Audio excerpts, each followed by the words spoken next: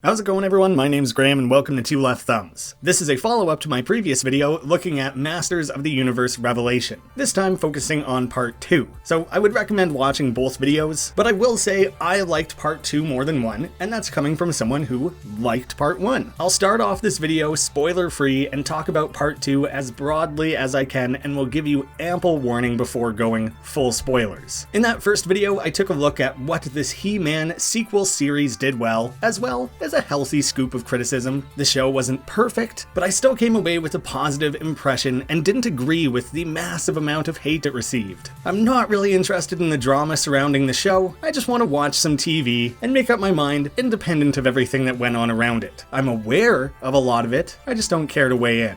Very few people probably care about my opinion on this show. I imagine even less care about my opinion on the drama. So I still mostly enjoyed part 1 despite its flaws, and now having just binged part 2, I can honestly say I loved it. Maybe that brings the full season average down to something less than love. So as a whole, I really like this series, and I loved this back half. It is something like a little over 4 hours of TV, so it's a fairly low commitment, and is something I would overall give a light recommendation for. Try it out, decide for yourself. As I mentioned in that last video, this series is sort of made for people like myself, existing in a middle ground. I have a fondness for the world of He-Man, but I'm not a super fan. I don't know many of the other series, reboots, spin-offs. And now, with this part 2, I can definitively say this is not meant for kids. Maybe if you watched some of those other reboots or read comics or other extended lore, it would affect your opinion of this series. I'm lacking that particular perspective. There were commenters on the first video saying they went in knowing nothing about the larger He-Man universe, and they loved it. I thought the series was made for people who only knew the original cartoon, but maybe being free of any baggage or expectations of the original series would make for a better viewing experience, even if you miss some smaller moments without the familiarity and context of that 80s series. Let's start with some spoiler-free reviewing. I'll keep this quite brief. And through that, I'll skip over some categories from that first video, like celebrating the old or highlighting the stellar cast. Those aspects of the show have remained intact, so there's nothing new for me to add there. I went into part 2 with this mid-level bar. I liked the first part and was prepared for the show to come in at that same level, just a soft recommendation and some decently watchable TV. But oh man! Part 2 works better than Part 1 on most levels. Starting off, there is far more action throughout, and even the worst action sequence of this part rivals the best scene in Part 1. So that is an immediate standout that I think people will be thrilled to hear. Several fights feel like they're coming straight out of Dragon Ball Z, another thing I grew up with. Did they weirdly slip a survey in front of me and make a show catered specifically to my interests without me knowing? I would believe that actually happened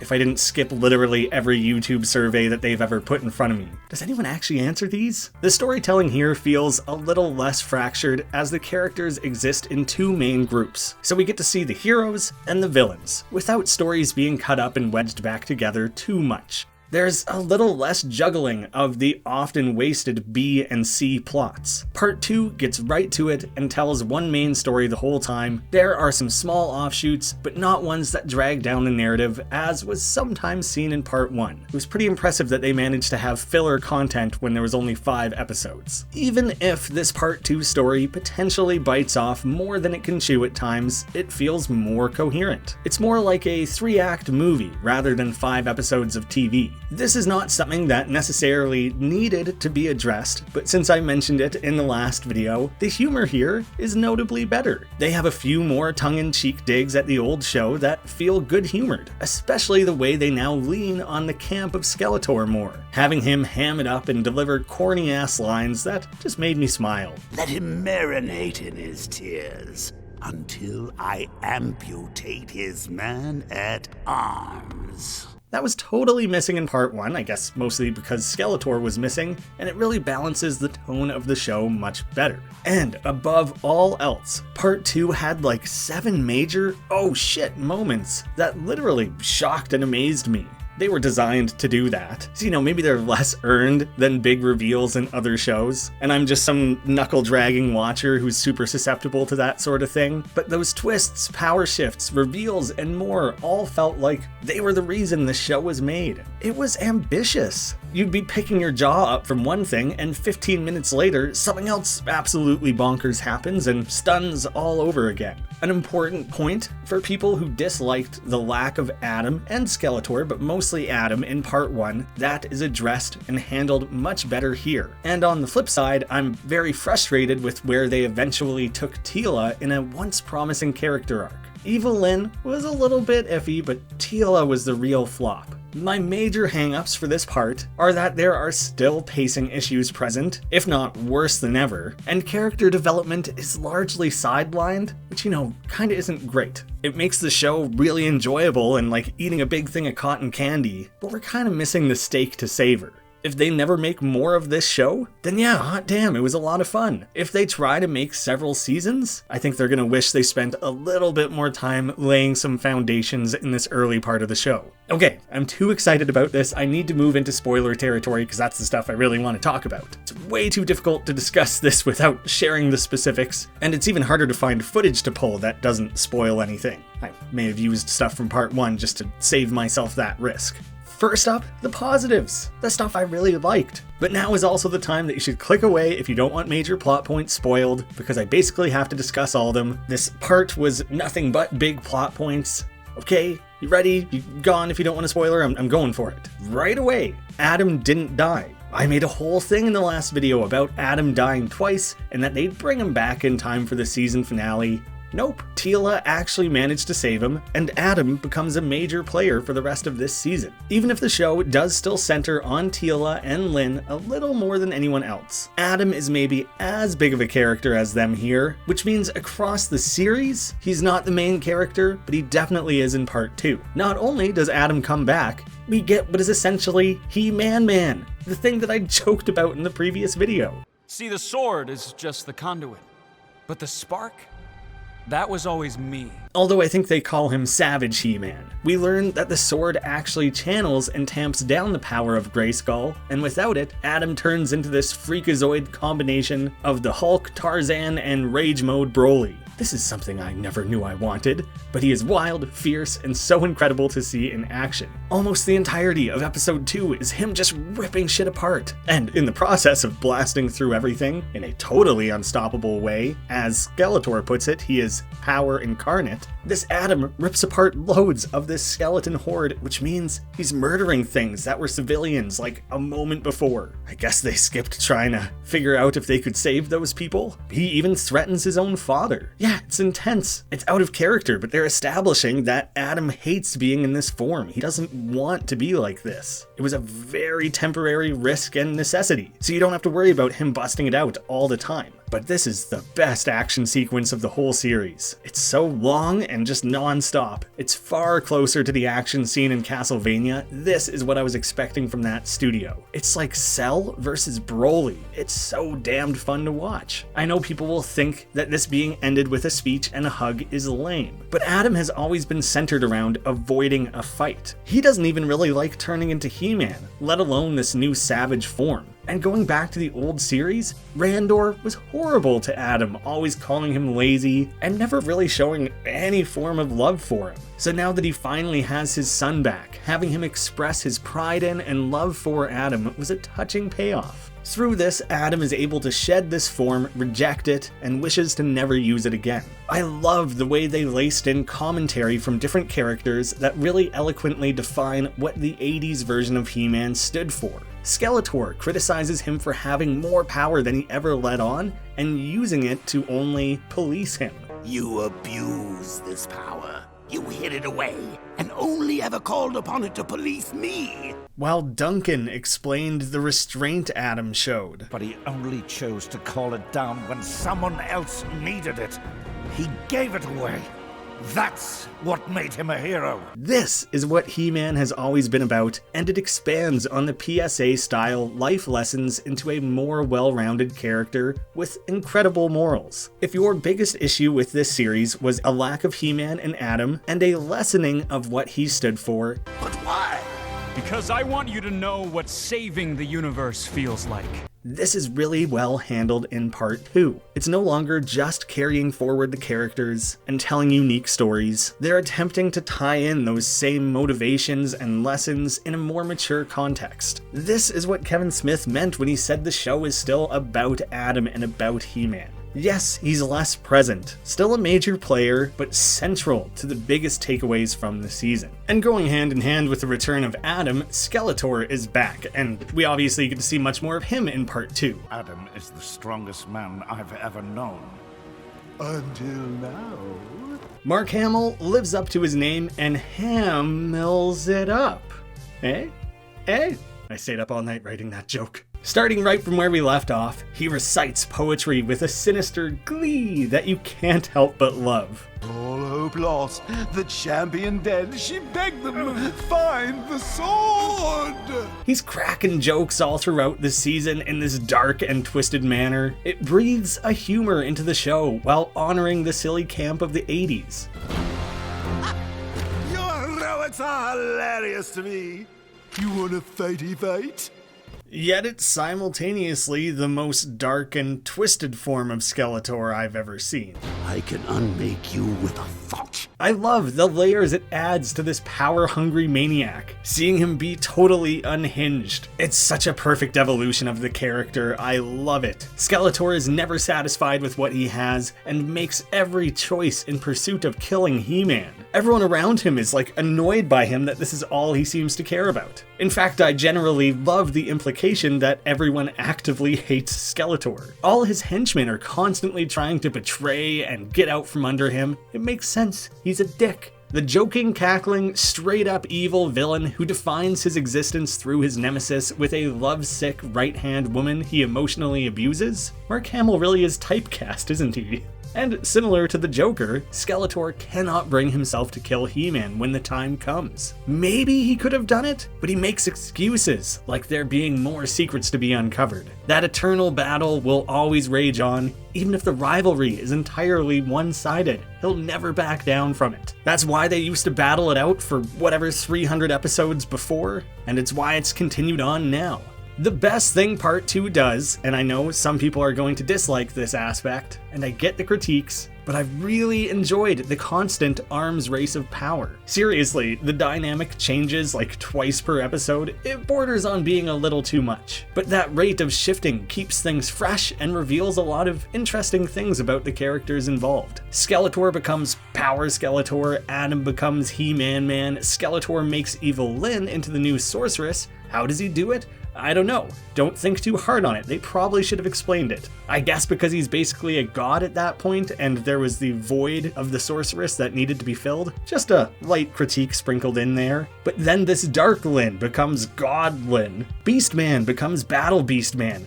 Totally amazing, by the way. And while we're doing side notes, I love that they actually gave Beastman a hair of depth. He's not a total moron, he has culture and he has opinions. Teela becomes the new good sorceress, and I don't even know, I might be missing some even. And at the very end, they pay off the tech cult from part 1 by setting up this possible nanobot Skeletor. Seriously, that stuff from before felt like a total throwaway and just some weird scheme from Triclops to try and find a way to rise to power. But then we come all the way back to it in a way that actually matters, where the motherboard is a real thing. It's non-stop, and every one of these kinda had my jaw on the floor. But it is one of the reasons why I feel like this part felt rushed. Did we really need every character to undergo 2 massive changes in only 5 episodes? Maybe not. But if we never get another season of this show, then at least they went out with a bang. I do wonder about Lyn's overall arc through this series. She had a really good one in part 1 and another good one in part 2, but they're very much at odds with one another. It's not a very smooth progression. She goes from evil to regular Lyn, then immediately back to evil again, and doubles down on that path. It feels like it's undoing some of that part 1 character development. But I think they do attempt to show her internal conflict. They just should have spent more time on that. Again, too few episodes, too fast of pacing. I understand her going back to Skeletor, it's out of genuine fear, and she's just lost her certainty of whether any of the time she thought she spent alone for the last however long was actually time making her own decisions. I fed off you like a dick, slowly regrowing my body from yours. She now knows Skeletor was there the entire time. Can she really even count that as her own free will? He was leeching off of her and influencing her when he could. So the idea that that kind of shatters her will and she just crawls straight back to him makes sense. Her allegiance to him suddenly feels inevitable and inescapable. Pair that with the scene of her staring into the void and warping her brain, and she concludes that both her choices and those of the world are meaningless. So everything is pain and chaos and needs to be destroyed. Maybe that's a flimsy motivation. Most characters' motivation for destroying the universe usually is. But I really needed to see that play out over like a season, not one episode. It loses a lot of its impact when it comes hot on the heels of her half-complete redemption arc. But hey, the power struggle and what she wants to do with it, showing Skeletor that his ambition is too small. Yeah, I'm on board with that. Maybe she takes away the sword from Skeletor a little too easily. Like, she has a vast history of double-crossing him all the time. So I'm a little iffy on that. But at that moment, Skeletor feels invincible and assumes that he has complete control over her. And she immediately shoves it in his face how stupid he's always been. Simple, predictable little man. So I don't mind it so much, even though I know many will. He's this power-hungry near god who thinks he deserves everything. Why can't he have his cake and bang it too? Which, yeah, the implications of sex in a He-Man show are a little out there. I don't know if I really needed to see any of that. Skeletor's always been a bit of a clown. The fact that he's deceived so easily, I think it kind of checks out. I mostly like her taking a place of ultimate power, but there were some rocky steps taken to get us there. Overall, it remains in the positive category. I love that near immediately, Lynn essentially becomes Skeletor. And turn you into my little battle dog, saddle and all. You sound just like him. There is this theme that's along the lines of absolute power corrupts absolutely. Skeletor always wanted more. Juiced up Adam became a danger. And as soon as she has power, she berates and belittles everyone like Skeletor always did.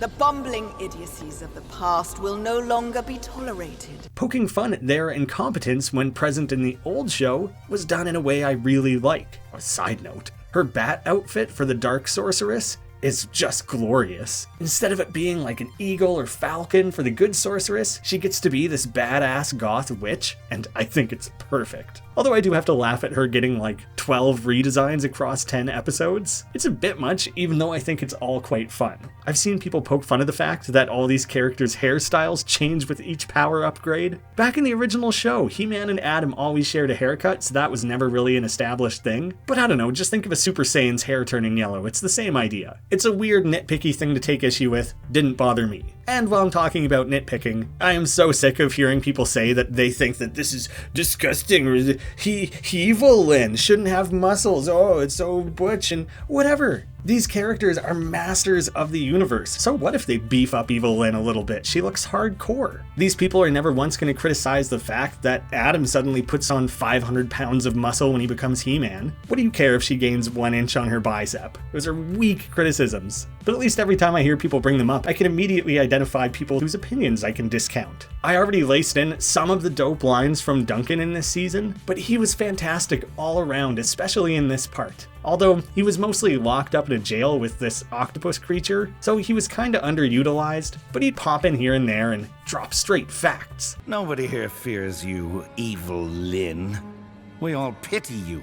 I love the idea of interpreting the perceptions we as the audience would have had of these characters and then implying that that's a shared perspective with the good guys of the story. That's a really cool way to bring it all together. Plus, they lightly expand on Duncan's relationship with the sorceress and the implications of the sacrifice she made for the good of the universe. Also, it's just damn good fun to have Lena Headey and Liam Cunningham share an extended scene together. Rather fitting of a show that has 2 Game of Thrones alumni, this part of the season is notably more mature. From the earliest moments, we have characters battered and bleeding. I don't think we ever had that in part 1. And like I mentioned, Adam totally kills civilians. I mean, Skeletor kinda killed them first, maybe? But they don't even consider trying to save them. Dingus and Kingus over here get blasted. Then the characters try to console themselves that they'll live on Preternia, their version of heaven. Then Skeletor saunters in and is all, nope, lol, and then banished their souls to hell just like that, all at once showing his command of life, death, and the afterlife, and that there's no peace in death. Without spoiling them, there are actually several more deaths in this part, each of which hit harder than anything that came in part 1. This show is getting pretty dramatic. Later on, when Lynn has the power, she kills Heaven. Then she must have killed Skeletor.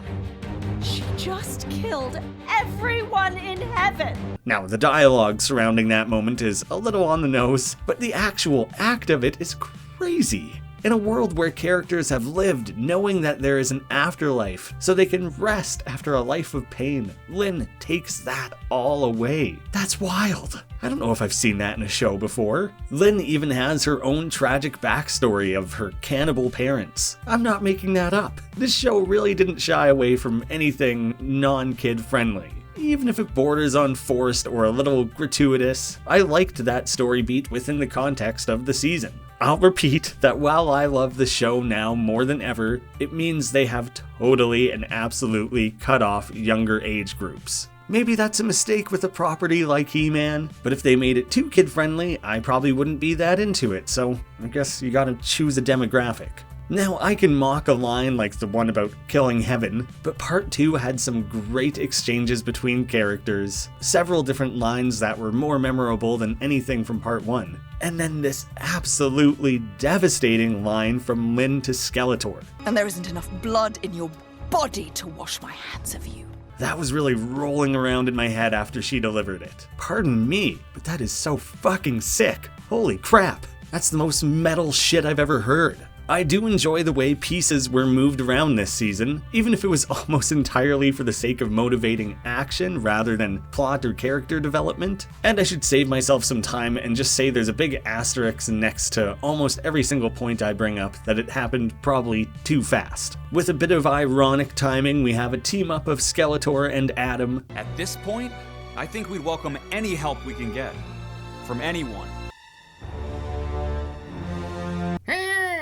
Working together out of circumstance, that's always a riot. Give these characters an excuse to bounce off each other in a way we wouldn't typically see. That reveal borders on a lazy joke to make, but I kind of enjoy it when you introduce it in such an on-the-nose way just once in a whole season. It's a good payoff. It's so amazing to see Skeletor mock Adam for his plan basically being to talk. Ask her nicely to please stop destroying the universe.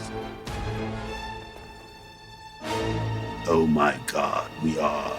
Then, when fighting Lynn, the two laugh at him together for being so naive. Oh, don't tell me you came here to talk.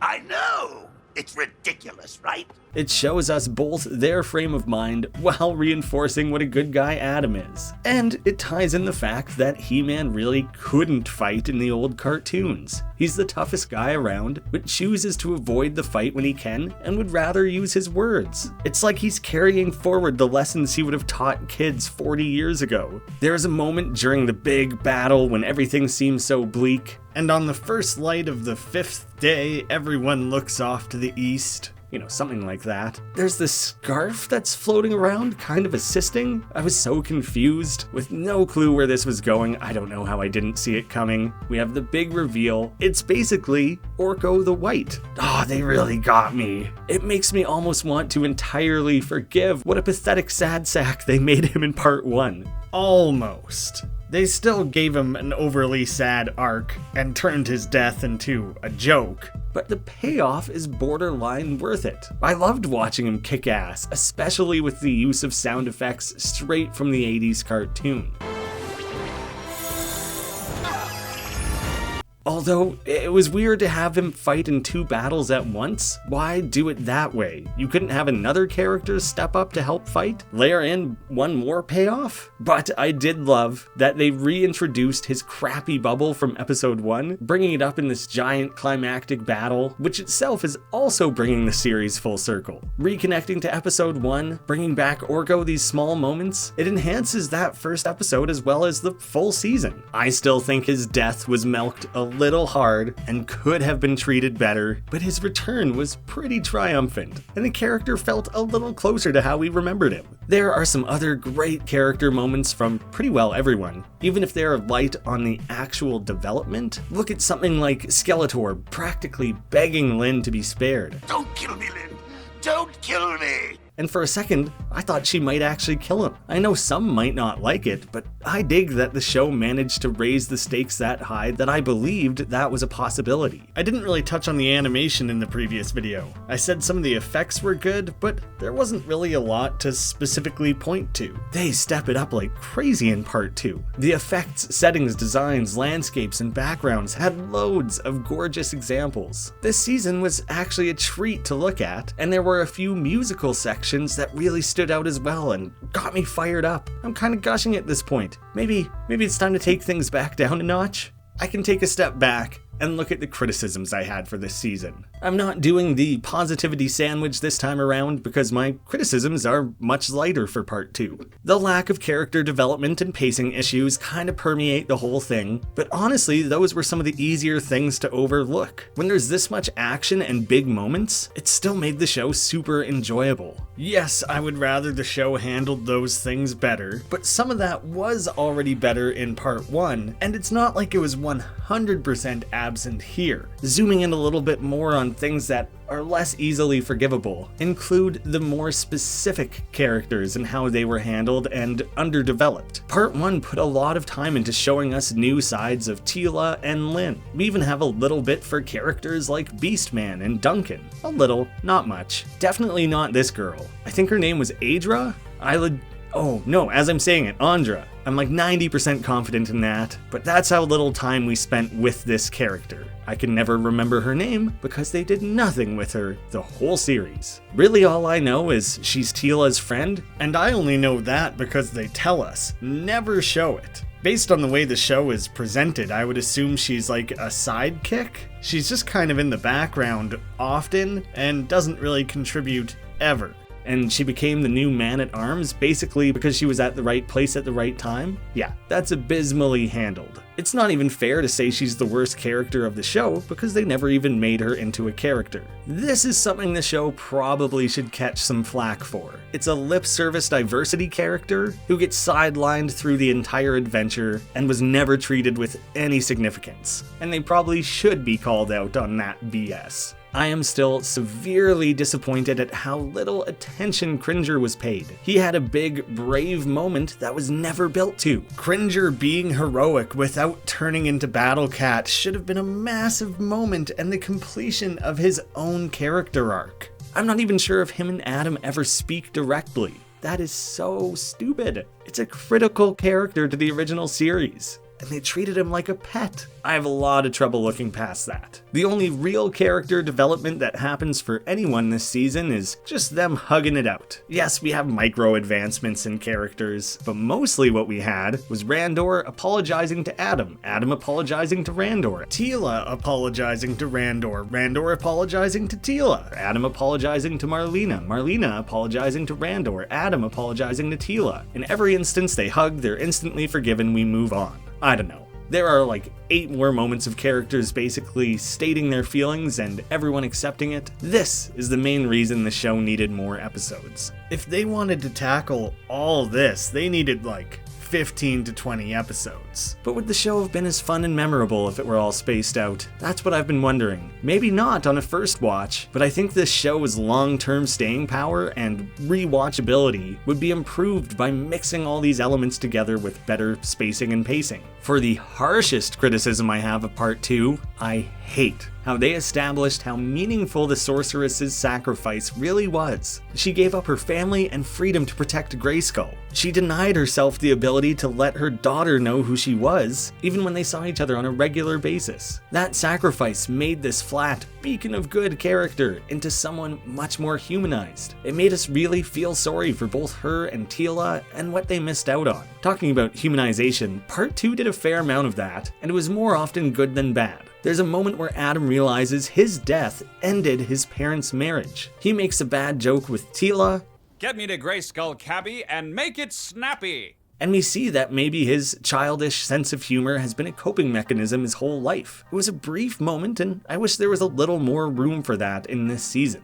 And besides, then his parents hug and make up and I think get back together. So yeah, we undid that plot point pretty quickly with another hug and forgive. Anyway, after establishing how huge the sorceress's sacrifice is, Tila storms in and said, "No thanks, I'm gonna enter some cheat codes, create my own loophole, and then instantly exploit it." So, you're the first sorceress who can leave Grayskull. Somehow circumventing the curse of being bound to the castle? Something that shackled the sorceress for all those years and was just like an episode prior leveraged against evil Lynn.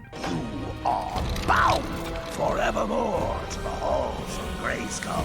So, the sorceress could have done that too, and instead wasted her life in isolation? Is that really the message we want to send? It was all a little too easy and convenient for her. They just did that with Scareglow in Part 1, where Tila just makes her own rules on the spot and for whatever reason that works out for her. What is with this rush to make Tila a superpowered character? I like all these story beats, but they are coming way too fast. Her ending season 2 as the sorceress and finding a way to free herself of the castle by season 3, that would be great. Instead, she gives some speech that ends up coming across worse than one of those cheesy PSAs from the old series talking about friendship. I don't use this word often, but cringe.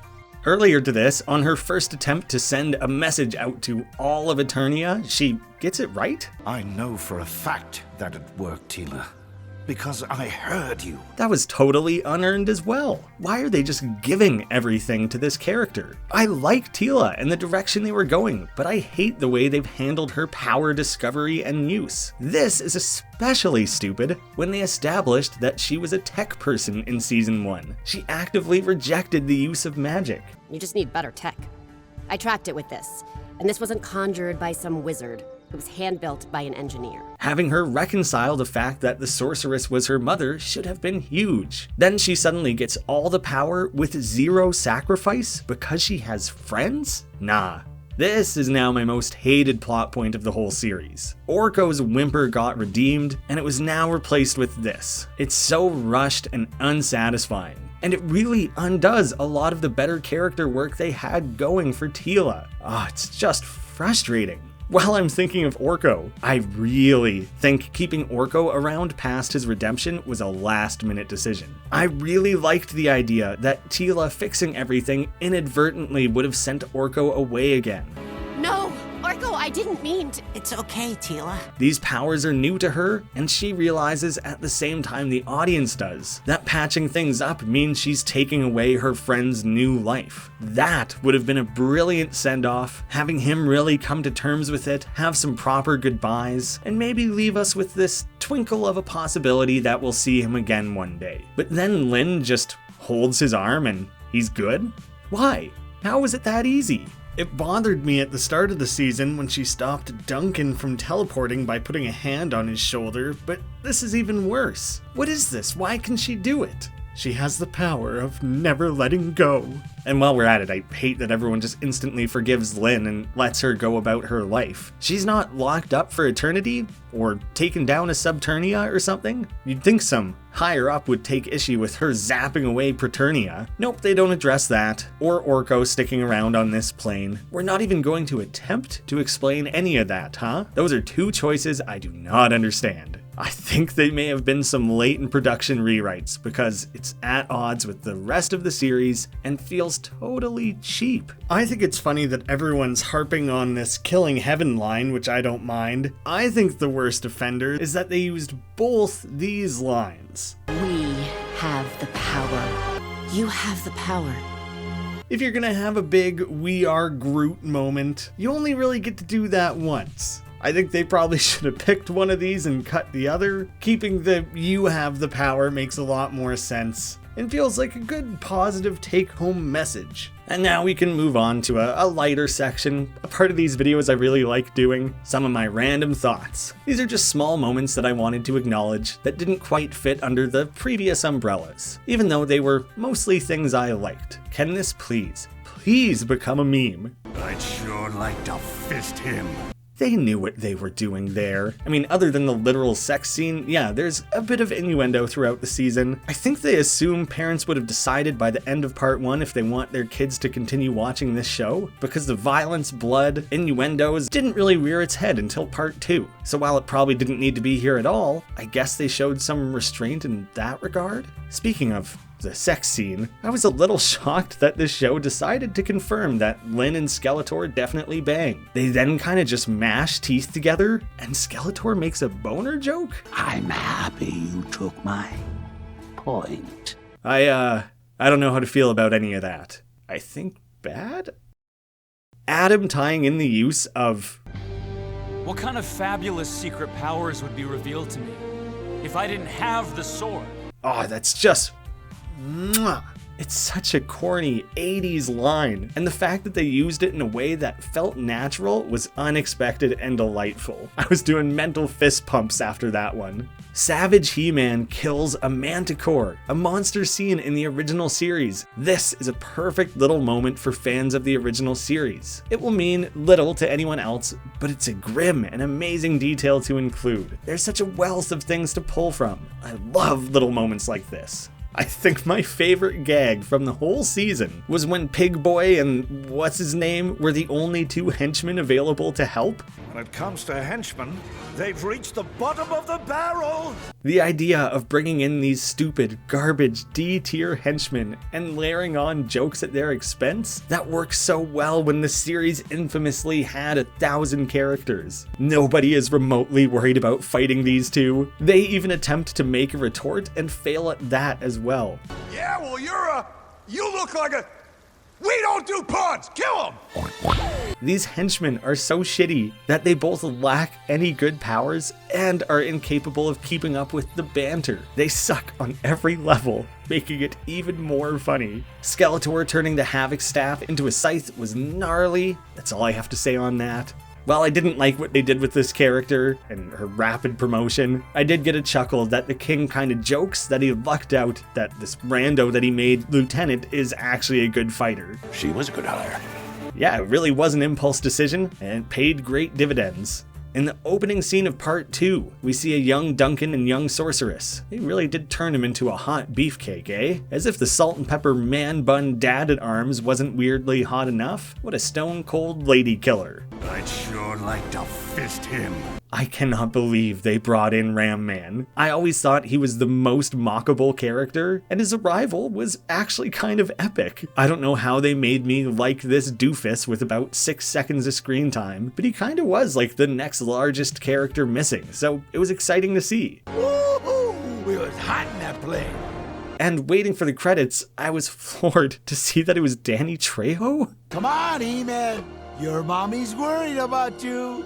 Who would have guessed? That's a wonderful cameo. And one semi-major plot point to rip on, the celestial apex that would beef up Skeletor's power comes out of nowhere. I like the way it led into Lynn staring into the void and basically breaking her back down to an evil nihilist. The scale of it was awesome and appropriate. So I'm split on it in those ways. It doesn't get to end up positive or negative. I think it just needed to be introduced sooner, maybe as a good thing, something the Sorceress is trying to take advantage of, and then Skeletor is now exploiting it. I don't know. There's room for stuff like that. It just can't be brought in with no notice whatsoever like 5 minutes before it's meant to be relevant. At this point, I've blathered on this series well and truly long enough. Let's get into some final thoughts. I think this show is nearly at a point of what it was always meant to be. The massive action sequences, power struggles, lore expansion, cosmic pondering, integrated camp, and big battles were all so wonderful. There's a desperate need to improve pacing. Slowing things down would give us some time to better explore characters other than Teela and Lynn. They were the only two who were really developed meaningfully, and even they were kind of ignored in part 2. They're at the center, but they just don't grow a lot. Especially upon seeing where all the stories ended, I do feel some of it could have been handled better. They pull into the good side, she goes right back. That's fine, but they presented it as if she only just now learned Skeletor sucks, rather than her lesson being that the good side has something to offer. And then somehow she ended up good anyways and everyone was fine with that? You can't rubber band characters this aggressively. These need to be long, winding roads. If Tila's destiny was to become the next sorceress, they could have spent some time setting that up. She clearly had other baggage and stuff to work through, so that could all remain, but I'd like to have seen more seeds lain and have it take longer to get there. Castlevania did this much better, plotting things along, balancing the characters with the plot and the big action sequences. They really could take a page out of that book. Looking at 2 opening scenes. In episode 6, we explore Duncan and the sorceress's relationship at the moment of her sacrifice. And episode 10, we have Tila getting ready to make her own sacrifice. I wish both these scenes were 2 or 3 times longer. The first is emotional and touching, and the other is genuinely quite beautiful. Why not take the time to revel in these moments? That's what I'd like to see the show improve upon. Don't race to the next big fight or hell yeah moment. I live for those. I'm right there with you. But they're missing out on what could really make this show a standout. They seemingly haven't left themselves a lot of room for a next season, if it even gets one. Every major character had a power boost and wielded the power of Grayskull at least one point. Where do we go from there? I mean, that's their problem to figure out, but they really started to create a few corners with their writing. But I did like the motherboard tease with the music chanting her name and Skeletor seemingly getting prepped for his next big power boost. I want to see where that goes. Now, this show can't do the PSAs of the original, but they can still have characters learn something that then teaches the audience. There's pieces of that and reminders of the old, and the season basically showed that forgiveness is good, not much else. There's definitely a lot of room for more of that if they had navigated it a little more deftly. Show some of these things rather than just having characters like Duncan tell us they're true. Maybe I'm a big dumb brute who's susceptible to the cool moments, allowing me to overlook some of the other flaws of this series, but I had a whole heap of fun, especially with part 2. And if they can balance it all out, spend a bit more time on development and laying out the all-important whys for many of the things they include, the show could be great. And that's why I kind of loved part 2. If I had to attach numbers to it, part 1 felt like a 6 out of 10. I liked more than I disliked, but it was mostly about the potential I saw. This season was like an 8 out of 10. I was excited and I had a blast, even with some major hangups. So the whole series gets like a 7 out of 10, positive if not overwhelmingly so, but a series I still recommend and want to see more of. Hopefully I made a case for what the appeal of this show is. I hope these videos find their audience. I really want to talk more about this. Thank you all so much for watching. Thank you to patrons of the channel for their extra support, and I hope to see you all again soon.